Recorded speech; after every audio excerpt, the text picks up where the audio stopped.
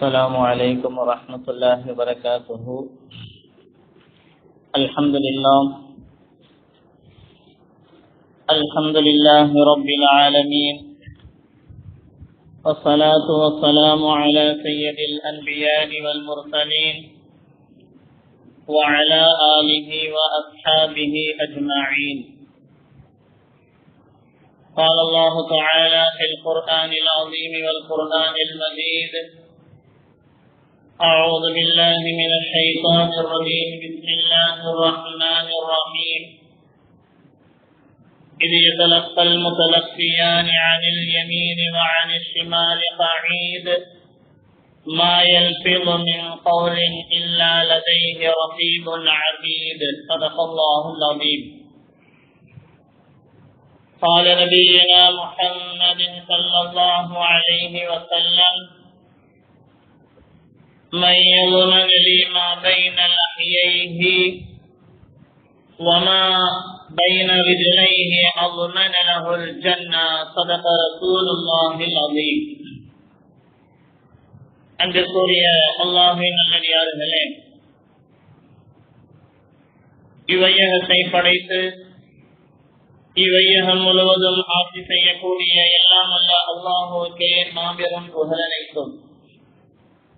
நமக்கெல்லாம் ரஹ்மத்துல் ஆலமீனாக வந்து உதித்த நமது ஹஸரத் முஹம்மது முஸ்தபா நபிகள் நாயகம் ஸல்லல்லாஹு அலைஹி வஸல்லம் அன்னவர்களின் மீதும் அன்னவர்களின் வாழ்க்கையை வழிதவறாமல் பின்பற்றி வாழ்ந்த உத்தம சஹாபாக்கள், தாபிஈன்கள், தபஅ தாபிஈன்கள், அவுலியாக்கள், நாதாக்கள், சஹாதாக்கள், வலிமார்கள், நல்லடியார்கள், இமாம்கள், குறிப்பாக புனிதமான இந்த ஜும்ஆவிலே வீற்றிருக்கக்கூடிய நம்மவர்களின் மீதும் இனி கடமைகளை நிறைவேற்றுவதற்காக வேண்டி வர இருக்கக்கூடிய எல்லா நல்லடியார்களின் மீதும் இறைவனின் சாந்தியும் சமாதானமும் என்றென்றும் நின்று நிலவட்டுமாக. ஆமீன். அன்பிற்குரிய அல்லாஹ்வின் நல்லடியார்களே, இந்த உலகத்தில் எந்த விஷயங்களை நாம் செய்ய வேண்டும், எந்த விஷயங்களை செய்யக்கூடாது, எப்படி பேச வேண்டும், எப்படி பேசக்கூடாது என்பதை போன்று உண்டான பல்வேறு செய்திகளை நம்முடைய மார்க்கத்தின் வழியாக இறைவனும் இறைவனின் தூதர் நபிகள் நாயகம் ஸல்லல்லாஹு அலைஹி வஸல்லம் அவர்களும் நமக்கு தெளிவாக சொல்லித் தருகிறார்கள். ஒரு மனிதன் எந்த நேரத்திலேயும் இறைவனின் சிந்தனையோடு அன்னல பெருமானார் நபிகள் நாயகம் ஸல்லல்லாஹு அலைஹி வஸல்லம் அவர்களை நினைத்து வாழக்கூடிய உணர்வோடும் குர்ஆன் ஹதீஸின் அடிப்படையில் ஒரு மனிதன் எந்த நேரத்திலேயும் இருக்க வேண்டும் என்பதை பற்றி எல்லாம் நம்முடைய மார்க்கத்தில் குர்ஆன் ஹதீஸின் வழியாக நமக்கு பல்வேறு விளக்கங்களை எல்லாம் பின்னால் வந்த தாபிஈன்கள், தபஅ தாபிஈன்கள், வலிமார்கள், இமாம்கள் எல்லாம் நமக்கு சொல்லித் தந்திருக்கிறார்கள். எனவே எந்த நோக்கத்திற்காக வேண்டி நாம் இந்த உலகத்தில் நாம் வந்தோமோ அந்த நோக்கத்தை நாம் பரிபூர்ணமாக நாம் நிறைவேற்றுவது நம் மீது உண்டான கடமை.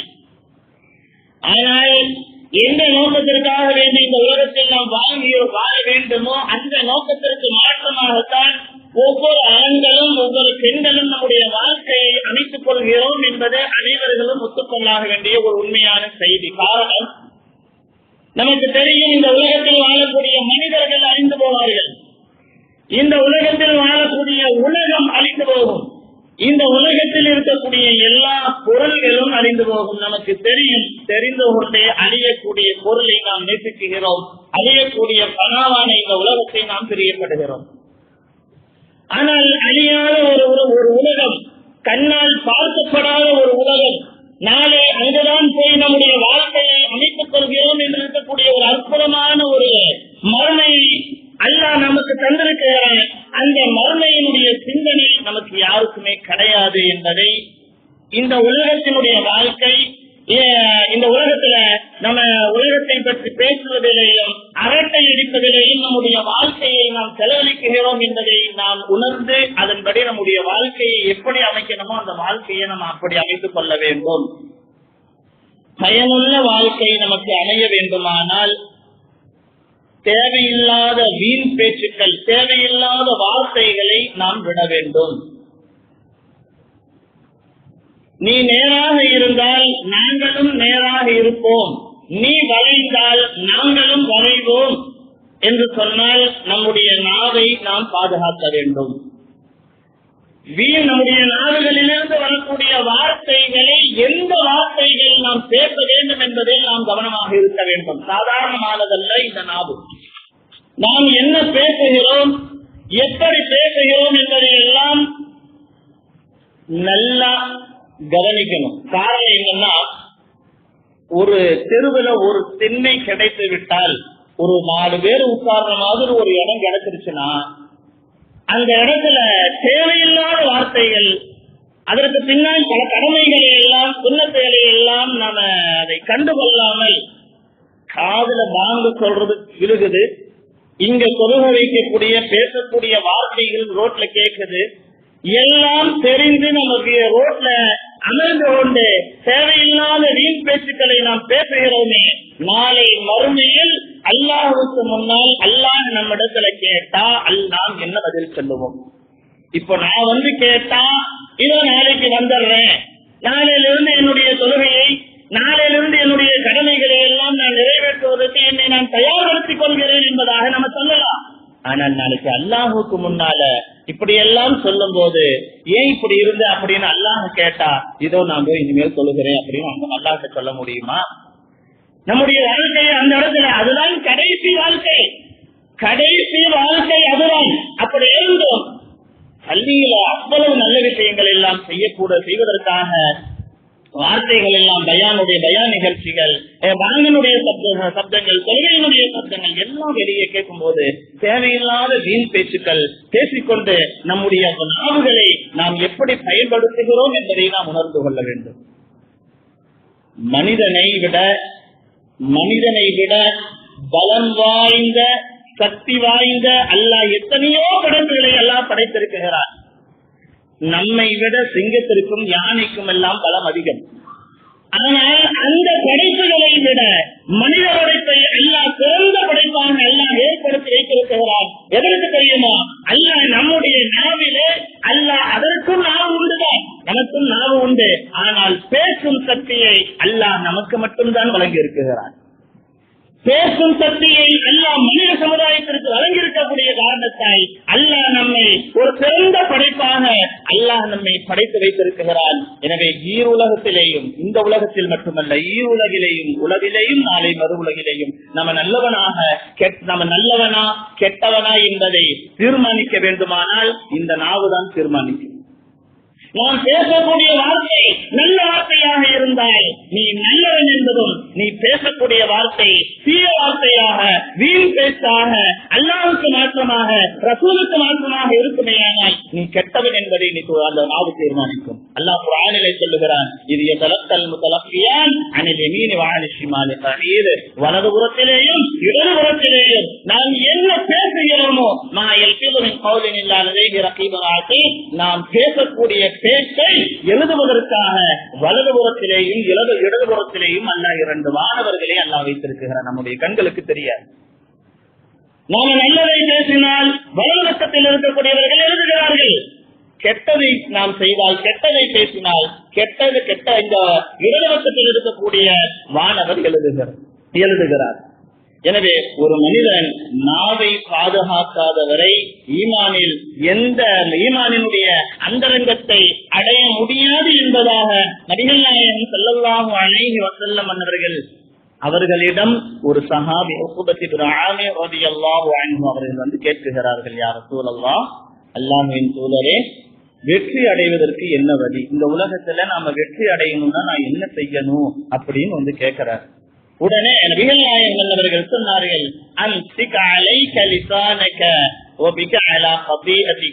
உன்னுடைய நாவை கட்டுப்படுத்திக்கொள், நீ செய்த பாவத்தை நினைத்து அழு என்பதாக நபிகள் நாயகம் அவர்கள் சொன்னார்கள். நம்ம நாவை கட்டுப்படுத்திட்டோம் அப்படின்னா தேவையில்லாத வீண் பேச்சுக்களை நாம் பேசாமல் நம்மை நாம் பாதுகாத்துக் கொள்வோமேயானால் நாம் வெற்றியாளனாக ஆகலாம் என்பதற்கான அடையாளம். ஒரு தடவை சஹாபாக்களிடம் நபிகள் நாயகம் சபையில கேட்டாங்க, அஹப்பல் அஅமாலி இலல்லாஹ், அஹப்பல் அஅமாலி இலல்லாஹ், அல்லாஹ்வின் பக்கம் அமல்களில் பிரியமான அமல் எது அப்படின்னு சஹாபாக்கள் ரசூலுல்லாஹ் கேட்டாங்க. சஹாபாக்கள் அமைதியாக இருந்தார்கள். சொல்லிவிட்டு நபிகள் நாயகம் பதில் சொல்லுகிறார்கள், யார் நாவை பாதுகாப்பார்களோ, யார் நாவை கட்டுப்படுத்திக் கொள்வார்களோ அவர்கள் தான் வெற்றியாளர்கள். அதுதான் அல்லாஹ்வுக்கு பிடித்தமான அமல் என்பதாக நபிகள் நாயகம் ஸல்லல்லாஹு அலைஹி வஸல்லம் அவர்கள் சொல்லுகிறார்கள். இன்னைக்கு நாம சிந்திக்காம, நாம எதை பத்தியுமே நம்ம யோசனை செய்யாமல் நாம வார்த்தைகளை நிறைய வெளியே விட்டுறோம். வெளியே விட்டதுக்கு பின்னாடி என்ன ஆகுதுன்னா, அந்த வார்த்தைகள் நம்மை நரகத்திற்கு கொண்டு போகும் என்பதை யாருமே யோசிக்கிறது இல்லை.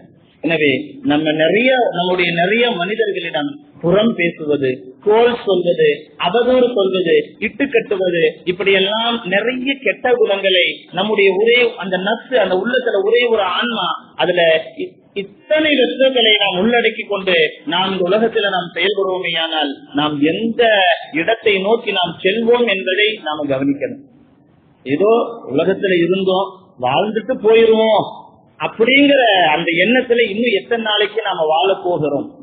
அடுத்தடுத்து எத்தனையோ நம்முடைய கண்களுக்கு முன்னால் நடமாடக்கூடிய எத்தனையோ நம்முடைய நண்பர்கள் இறந்து போகிறார்கள், வஃபாத்தாகிறார்கள். அதை பார்த்தும் அந்த உணர்வு இன்னும் வரவில்லை என்றால் நாளைக்கு அல்லாஹ்கிட்ட நாம என்ன பதில் சொல்ல போகிறோம் என்பதை நாம் சிந்திக்க வேண்டும்.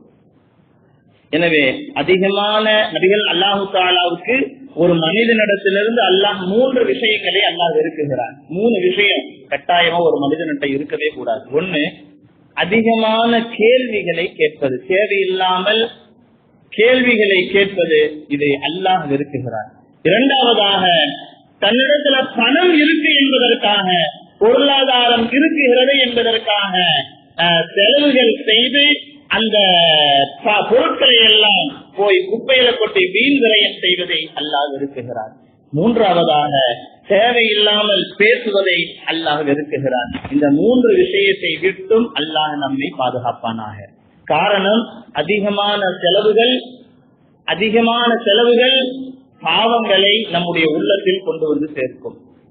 தேவையில்லாத கேள்விகள் கேட்டால் சந்தேகங்களையும் நம்முடைய அடுத்தவர்களிடத்தில் அவங்க இப்படிப்பட்ட கேள்விகள் எல்லாம் கேட்கிறார்களே என்று சொல்லி, தேவையில்லாத கேள்விகளை கேட்கிறார்களே என்று சொல்லி நம்முடைய உள்ளத்துல கஷ்டத்தை, சஞ்சலத்தை ஏற்படுத்தும். அதே போல மூணாவதாக, அந்த வரிசையில் தான் அதிகமான பேச்சு யாரு பேசுகிறார்களோ, அப்படி பேசினால் கேட்பவர், நம்ம அதிகமா பேசிக்கிட்டே இருக்கிறோம் அப்படின்னா எதிரில உட்கார்ந்து கேட்பவர்களுக்கு வெறுப்படைய செய்யும். எனவே எப்படி பேச வேண்டும், அதாவது பேச்சை குறைக்க வேண்டும். நம் இஸ்லாத்தில் சொல்லப்பட்ட, மார்க்கத்தில் சொல்லப்பட்ட எல்லா நல்ல நல்ல விஷயங்களை எல்லாம் படிப்பதை நாம் அதிகரித்துக் கொண்டதுனால இன்னைக்கு என்ன இருக்குதுன்னா, புக்கை எடுத்து படிக்கிறது இல்ல, குர்ஆனை எடுத்து கையில வைக்கிறது இல்ல, நல்ல விஷயங்களை கையில எடுத்து வைக்கிறது இல்ல, பேச சொல்லி விட்டா மணிக்கணக்கில் அரசியலிக்கிறதுலையும் வெளியில உட்கார்ந்து பேசுறதுலையும் இன்னைக்கு முதல் இடம் மனிதர்களாக இருக்கிறார். இது தேவையில்லாத விஷயம். இன்னும் இத்தனை நாள், எவ்வளவு நாள் இதை அப்படியே நம்ம எத்தனை நாள் இன்னும் போயிட்டே இருக்கு. நாள் போய்கொண்டேதான் இருக்கிறது, நம்முடைய வயதும் போயிட்டே இருக்கு. ஆனால் நம்முடைய உள்ளத்துல இன்னும் அமல் அதிகமாக வரவில்லை என்பதை நாம் உணர வேண்டும். சில மனிதர்கள் பேசுவார்கள், பேசனா நம்ம நினைப்போம் எப்படா இவர் பேச நிப்பாட்டுவாரு அப்படிங்கிற மாதிரி இருக்கும். சிலர்கள் அதாவது பேச ஆரம்பிச்சா சிலர்கள் கேவலமாக நினைப்பாரு, நீ பாடுறா ரொம்ப வர்றாண்டா, ஒழுங்கா உன்னுடைய கழுத்தை நீ பாதுகாத்துக்கோ. இப்படி அதாவது அடுத்தவர்களுடைய இன்னல்களுக்கும் அடுத்தவர்கள் நம்மை விமர்சனம் செய்வதற்கு ஆளாகாமல் இருக்க வேண்டுமானால் நம்மளுடைய நாவை, நம்முடைய வார்த்தைகள், நம்ம எந்த வார்த்தையை பேசணும், நம்மளுடைய நாவை நாம் பாதுகாப்பதில் நம்ம எச்சரிக்கையாக இருக்கணும். குறிப்பாக இந்த பேசும் விஷயத்தில் பெண்களை நாம் கண்டிப்பாக சொல்லியே ஆக வேண்டும். காரணம் என்னவென்றால், அந்த காலத்துல நபிகள் நாயகம் ஸல்லல்லாஹு அலைஹி வஸல்லம் அவர்கள் பெருமானாருடைய காலத்தில் வாழ்ந்த பெண்கள் அப்படின்னு பேசினாலே சில பெண்கள் வக்காலத்துக்கு வருவார்கள். அந்த காலத்துல எல்லாம் அப்படி ஒழுங்கா இருந்தாங்க, இந்த காலத்துல எல்லாம் நாங்க ஒழுங்கா இருக்க முடியுமா அப்படின்னு சில பெண்கள் வக்காலத்து பேச வருவார்கள். எனவே இங்கு எந்த விதமான பேசுவதற்கு இடமே கிடையாது. பெருமானாருடைய காலத்தில் வாழ்ந்த பெண்மணிகள் எப்படி இருந்தார்கள் தெரியுமா? எங்க எதையாவது நாம் பேசிவிடுவோமோ என்பதற்காக, தடைக்கல்லாக இருக்க வேண்டும் என்பதற்காக கூழாங்கல்லை எடுத்து வாயில் போட்டுக் கொள்வார்கள், கல்லை வாயில் வைத்துக் கொள்வார்கள். காரணம், எங்க தெரியாம நம்ம தேவையில்லாத வார்த்தைகள் பேசிவிடுவோமோ என்று பயத்தின் காரணமாக பேச மாட்டார்கள். பேச வேண்டும் அப்படிங்கிற அந்த எண்ணம் ஏற்பட்டால் கல்லை எடுத்துட்டு அப்புறம் பேசுவாங்க. தேவையான வார்த்தைகளை மட்டும் பேசுவார்கள். ஆனால் இன்னைக்கு இருக்கக்கூடிய பெண்கள் அல்லாஹு அக்பர், என்ன அதாவது என்னத்தை சொல்றதுனே தெரியல. அதாவது காலையில விடிந்ததும் ஒரு நாள் பொழுது கழிக்கணும் அப்படிங்கிறதுக்காக பக்கத்து வீட்டுக்கு போய் அந்த பொம்பளையை கூப்பிட்டு உட்கார வச்சு பொழுது கழிக்கணும் அப்படிங்கிறதுக்காக தேவையில்லாத வீண் பேச்சுக்களை பேசக்கூடிய பெண்களை நாம் பார்க்கிறோமா இல்லையா? எனவே நாம யோசிக்கணும். அப்படி வீண் பேச்சுக்கள், தவறான பேச்சுக்களை எல்லாம் பேசுறதுனால நமக்கு இந்த உலகத்துல நமக்கு என்ன கிடைக்க போகுது அப்படிங்கிறது குறிப்பா பெண்கள் சமுதாயம் யோசிக்க வேண்டும். சொல்லுவாங்களா இல்லையா? அதாவது இந்த சாராயம் கம்பரு தண்ணி இந்த பாரல்ல போய் கம்பரு தண்ணி அடிக்கிறாங்களா இல்லையா? இந்த தண்ணி அடிக்க போன ஒரு ஆணும் தண்ணி பிடிக்க போன ஒரு பெண்ணும் சண்டை போடாம வரமாட்டாங்க அப்படின்னு சொல்லுவாங்களா இல்லையா? அந்த மாதிரி ஒரு ஆணுக்கு ஒரு பெண்ணை கிடைத்து விட்டால், ஒரு பெண்ணுக்கு 2 பெண்கள் அல்லது 3 பெண்கள் கிடைத்து விட்டால் அந்த இடம் அவ்வளவுதான் நாசமா போன இடம் தான் அந்த இடம். ஷைத்தான்கள் முழுவதும் அல்லாஹ் பெருமானார் நபிகள் நாயகம் என்பவர்கள் சொல்லுகிறார்கள், ஹதீஸிலே அன்னிசாஉ ஹபாயிலு ஷைத்தான், அன்னிசாஉ ஹபாயிலு ஷைத்தான், பெண்கள் ஷைத்தானுடைய வலைகள் என்பதாக நபிகள் நாயகம் ஸல்லல்லாஹு அலைஹி வஸல்லம் அவர்கள் சொல்லுகிறார்கள். ஷைத்தான் நம்முடைய உள்ளத்தில் ஏதாவது நம்ம கெடுக்கணும் அப்படிங்கிறதுக்காக பல முயற்சிகளை செய்கிறான். ஆனா சைத்தானுடைய தீங்குதல இருந்து நம்ம தப்பிக்கிறோமா? தப்பிக்க முடியல. தப்பிக்கணும். தப்பிச்சுதான் அவன் இந்த உலகத்துல வெற்றி அடைந்து விட்டான் என்பதற்கான அடையாளம். அதே போலத்தான் சைத்தான் மனிதர்களை கெடுப்பதற்காக பெண்களை வைத்து சைத்தான் முயற்சி செய்கிறார். அந்த பெண்கள்கிட்ட இருந்து நம்ம பாதுகாப்பாக இருக்க முடியாது. ஆனா இருக்கணும். பெண்களை விட்டு நாம் பாதுகாப்பாக இருந்து விட்டால் அந்த மனிதன் இந்த உலகத்தில் ஜெயித்து விட்டார் என்பதற்கான அடையாளம் என்பதாக நபிகள் நாயகம் ஸல்லல்லாஹு அலைஹி வஸல்லம் அவர்கள் சொல்லுகிறார்கள்.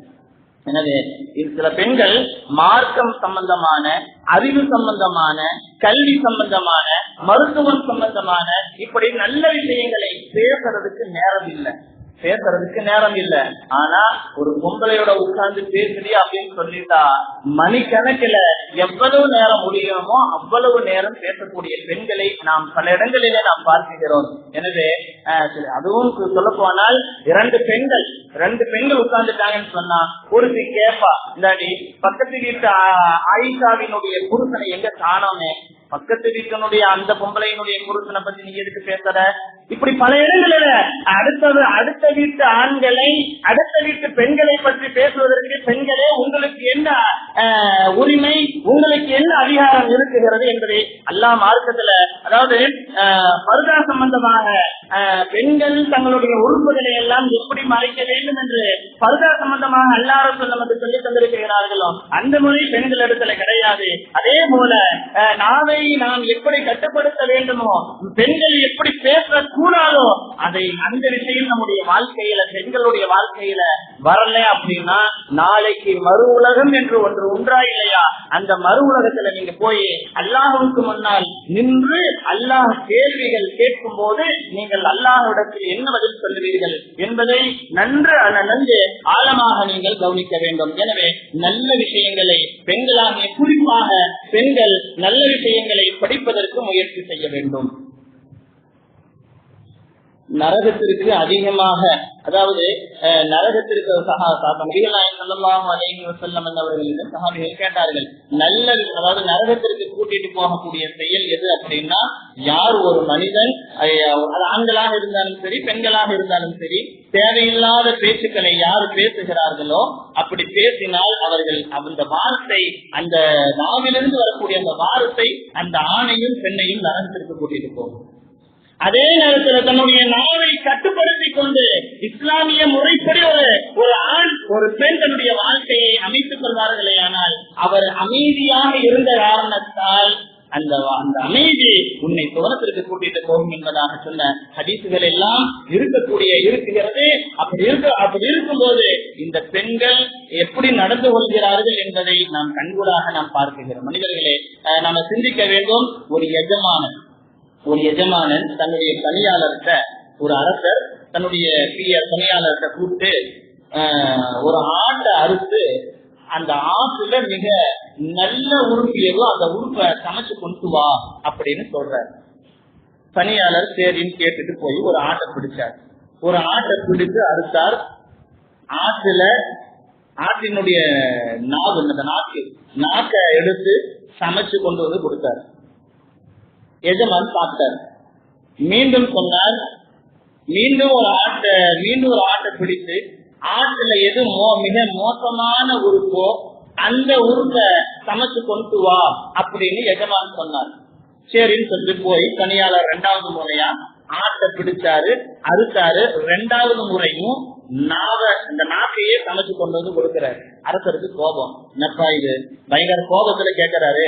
நல்ல உறுப்பை கொண்டு வான்னு சொல்லும் போது அந்த நாக்கை கொண்டு வந்த, மிக மோசமான உறுப்பை கொண்டு வா அப்படின்னு சொல்லும் போதும் இந்த நாட்டை கொண்டு வர்றையே அப்படின்னு எஜமானன் கேட்கும் போது அந்த பணியாளர் சொல்லுகிறார், எனவே அதாவது உடலில் இருக்கக்கூடிய உறுப்புகளில் நல்ல உறுப்பும் நாவுதான், கெட்ட உறுப்பும் நாவுதான். அது ஆட்டை வைத்து நமக்கு சொல்லித் தருகிறார்கள். உடலில நம்முடைய உடல் உறுப்புகள்ல நல்ல உறுப்பும் இந்த நாவுதான், கெட்ட உறுப்பும் இந்த நாவுதான். காரணம் என்னன்னா, நம்மளுடைய பேச்சை வைத்து நாம் முடிவு செய்ய வேண்டும். நல்ல வார்த்தைகள் பேசினால் அது நல்ல நாவு. கெட்ட நாவை, கெட்ட வார்த்தைகளை, அசிங்கமான மார்க்கம் சொல்லாத வார்த்தைகளை, தேவையில்லாத வீண் பேச்சுக்களை எல்லாம் வீணடித்துக் கொண்டு அரட்டை அடிப்பதிலே நம்முடைய வாழ்க்கையை நாம் செலவு செய்தால் அது இந்த நாவு கெட்ட நாவு என்பதாக நமக்கு சொல்லித் தருகிறார்கள். எனவே பல்லாக்கி ஏறுவதும் பல்லடி, அதாவது பல்லுடைப்பதும் இந்த நாவுதான் என்பதாக ஒரு முதுமொழி சொல்லுவார்கள். அந்த அடிப்படையில நயமாக பேசி, இவன் பேசுறதுல நல்ல சாதுரியமான ஆள் தான், இவன் போய் பேசு, இவன் தான் எந்த பேச்சா இருந்தாலும் பேசி முடிச்சுடுவான் அப்படின்னு சில மனிதர்கள் இருக்கிறார்களா இல்லையா? அதாவது நயமாக பேசி மனதை குளிர வைத்து காரியத்தை சாதிப்பதும் இந்த நாவுதான். அதே நேரத்துல சிடுசிடுவென்று கடுமையான கோபத்தால கடுப்பாகி காரியத்தை கெடுப்பதும் இந்த நாவுதான். எனவே இந்த நாவு சொர்க்கமா அல்லது நரகமா என்பதை நாம் தான் தீர்மானிக்க வேண்டும். அல்லாஹ் நம்முடைய கண்களுக்கு முன்னால் எல்லாம் தெளிவா கொடுத்துட்டான். என்ன நபிகளாயும் ஒரு ஹதீஸில் சொல்லுகிறார்கள், 2 தொடைகளுக்கு மத்தியில் இருக்கக்கூடிய ஒரு உறுப்பையும் 2 தாடைகளுக்கு மத்தியில் இருக்கக்கூடிய ஒரு உறுப்பையும் நீங்கள் பாதுகாத்துக் கொண்டால்